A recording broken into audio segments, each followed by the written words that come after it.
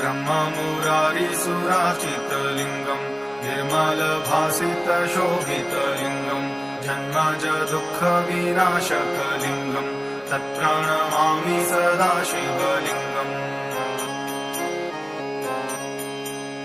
देवमुनिप्रवरार्चितलिङ्गम् कामदहं करुणाकरलिङ्गम् रावणदर्पविनाशनलिङ्गम् तत्प्रणमामि सदा शिवलिङ्गम् सर्वसुगन्धिसुलेपितलिङ्गम् बुद्धिविवर्धनकारणलिङ्गम् सिद्धसुरासुरवन्दितलिङ्गम् तत्प्रणमामि सदा शिवलिङ्गम्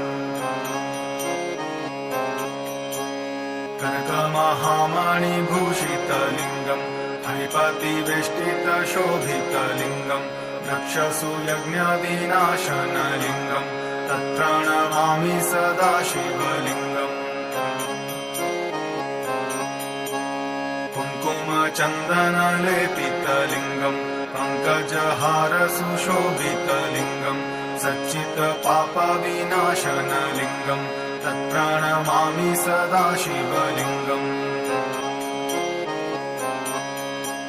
देवगणार्चितसेवितलिङ्गम् भावैर्भक्तिभिरेव च लिङ्गम् दिनकरकोटिप्रभाकरलिङ्गम् तत्प्रणमामि सदा